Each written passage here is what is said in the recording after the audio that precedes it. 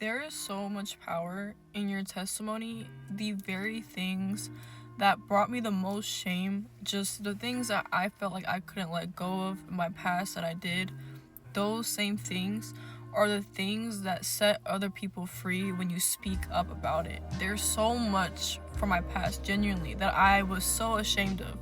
The enemy tormented me day and night. I couldn't forgive myself. Even after God forgave me, I could not forgive myself. The enemy tried to keep my mouth shut for so long, but once I finally started speaking out, you don't know how many people you are meant to touch with that same story that they are actually living through right now. Some people are actually living through what you already overcame, but because you feel like you are too scared to speak up about it, because you feel too ashamed, the enemy will get you to focus so much on how you're feeling so that you don't speak and help other people.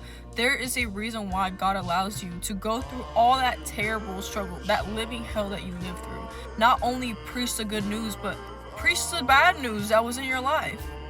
Because the bad news turned into good.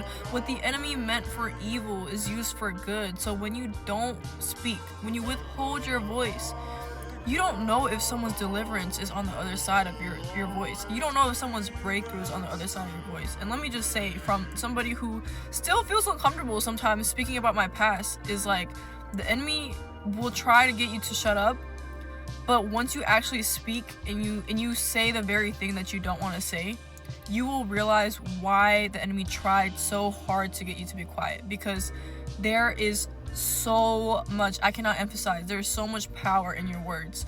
You think that your story is just meant to be about you and your villain story, how you came to Christ, but no, it's not just about you. This walk is never just about us. Your testimony is never just about you. It's to show the world how good God is. It's to show the world that there is a God out there that delivers, that sets free, that heals, that loves, that truly cares. So whatever it is that God puts on your heart to say about your testimony, about your past life, past mistakes, past decisions, own it, because Jesus set you free. You are redeemed by the blood of Jesus. There's nothing that the enemy can do or say to keep you bound unless you come into agreement and you let him keep you stuck in that box of shame, because God's already set us free. But when are we actually going to walk out and step into our calling, walk out of that shame, and actually do what God has called us to do, which is to make disciples?